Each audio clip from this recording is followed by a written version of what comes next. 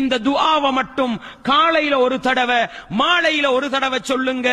24 மணித்தியாலத்துள்ளுக்கு எந்த செகண்ட்ல மௌத்தா போனாலும் அல்ஹம்துலில்லாஹ் சுவனத்துக்குரிய மனிதனாக மாறலாம்.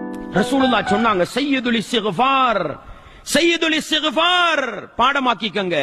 اللهم أنت ربي لا إله إلا أنت خلقتني وأنا عبدك وأنا على عهدك ووعدك ما استطعت أعوذ بك من شر ما صنعت أبوء لك بنعمتك علي وأبوء بذنبي فاغفر لي فإنه لا يغفر الذنوب إلا أنت. இந்த துஆக்கு என்ன சிறப்பு தெரியுமா?